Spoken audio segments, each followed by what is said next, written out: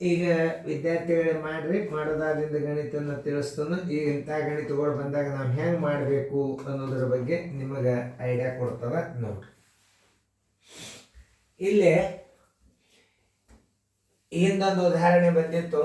22 centimetre ಪರದಿಯುಳ್ಳ ಅಂದಾಗ ಅದರದ್ದು ತ್ರಿಜ್ಯ ಏನಾಯ್ತು 3.5 ಆಯ್ತು.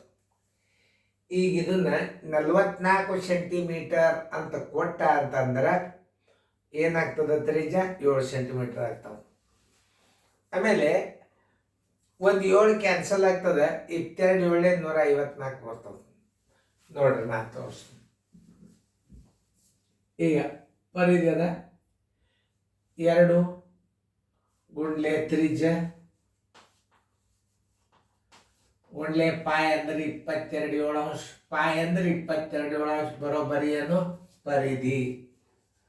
ಇದು ನಿಮ್ಗೆ ಗೊತ್ತಿರ್ಬೇಕು. ಈಗ 2 ಗುಂಡ್ಲೆ ತ್ರಿಜ್ಯ ಎಕ್ಸ್ ಗುಂಡ್ಲೆ 22 7 ಅಂಶ ಇಸ್ ಈಕ್ವಲ್ ಟು ಎಷ್ಟು, 44 ಸೆಂಟಿಮೀಟರ್. ಪರಿಧಿ ಯಾವಾಗೆಲ್ಲ ಕೊಟ್ಟ ಪರಿಧಿ ಸೂತ್ರ ಹಚ್ಕೋಬೇಕು.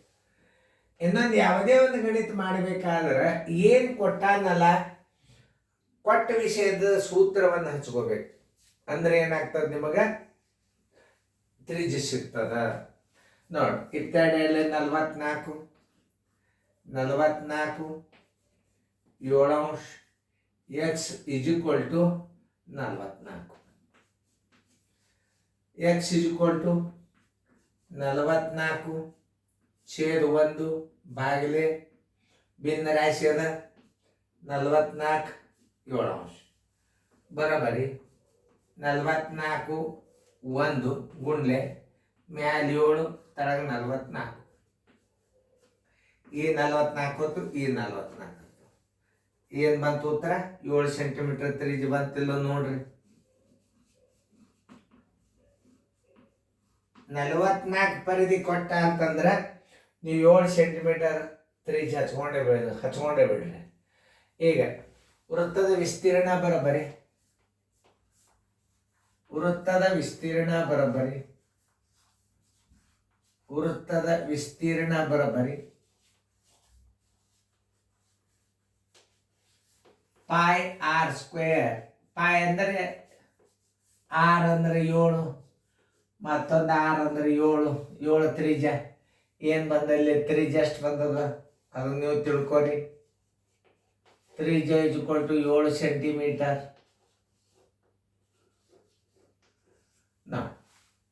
ಒಂದು 7 ಕ್ಯಾನ್ಸಲ್ ಮಾಡ್ರಿ ಅಂತ ನಿಮ್ಗೆ ನಾ ಹೇಳಿದ್ಲ.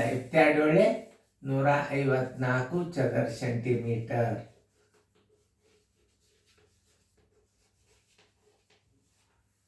ಈಗ ಎಲ್ಲ ವಿದ್ಯಾರ್ಥಿಗಳಿಗೆ ಒಂದು ಏನು ಹೇಳೋದು, ಗಣಿತ ಭಾಳ ಮಾದರಿ ಬಂದಿರ್ತಾವ, ಹೊಳ್ಳಿ ನೋಡೋದೇ ಬೇಡ. ನೀವು ಸೀದಾ ಕ್ವಶನ್ ಪೇಪರ್ ಬಿಡಿಸಿ ನೀವು ಪರೀಕ್ಷೆಗೆ ಹೋಗಿಬಿಡು. ಅವಾಗ ನಿಮ್ಮ ಮಾಮೂಲಿ ಆಗಿಬಿಡುತ್ತದೆ ಪರೀಕ್ಷೆ. ಯಾಕಂತಂದ್ರೆ ಹೆಚ್ಚು ಅಭ್ಯಾಸ ರಿವಿಷನ್ ಮಾಡ್ರಿ. ಆನ್ಸರ್ ಇಸ್ ಈಕ್ವಲ್ ಟು ವೃತ್ತದ ವಿಸ್ತೀರ್ಣ ಬರೋಬ್ಬರಿ, ವೃತ್ತದ ವಿಸ್ತೀರ್ಣ ಬರೋಬ್ಬರಿ. ನೀವು ಪರೀಕ್ಷೆದಾಗ ತಿಳ್ಕೊಂಡು ಮಾಡೋದರಿಂದ ನಿಮಗೆ ಭಾಳ ಅಂದ್ರೆ ಭಾಳ ಅಭ್ಯಾಸ ಬಂದ್ಬಿಡ್ತು. ಚದರ ಸೆಂಟಿಮೀಟರ್. ಈಗ ಅವಾಗೆಲ್ಲ ರೀತಿ ಪ್ರಕಾರ ಗಣಿತಿದ್ದು, ಈಗೇನಿಲ್ಲ. OMR ಈಗ ಕಚ್ಚಾದಾಗ ಪಟ್ನ ಇಟ್ಬಿಡು. 44 ಸೆಂಟಿಮೀಟರ್ ಅಂದ್ರೆ 154 ಚದರ ಸೆಂಟಿಮೀಟರ್. ಒಂದು ಸೂತ್ರ ತಿಳ್ಕೊರಿ. 22 ಪರಿಧಿ ಇತ್ತು ಅಂದ್ರೆ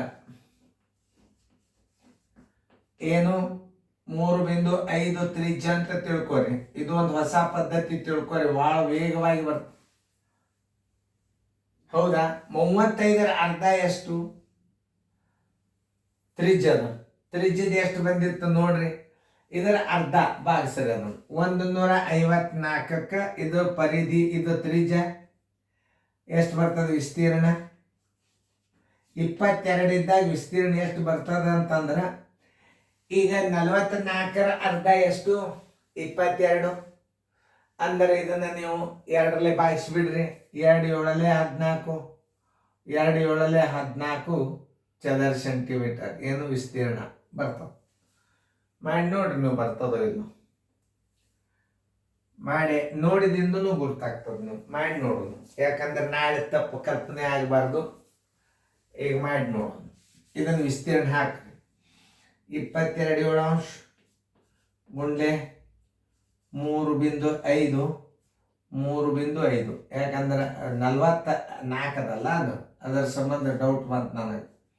10 10 7 1 7 5 22 5 110 ಮತ್ತು 35 ಪೂಜೆ 11 5 55 ಕೈಲ ಬಂತು 5 11 3 33 1 5 38 38 70. ಅದಕ್ಕೆ ನನಗೆ ಡೌಟ್ ಬಂದೇ ನಿಮಗೆ ನಾ ತಿಳಿಸಿದ್ದೀನಿ. 38.50.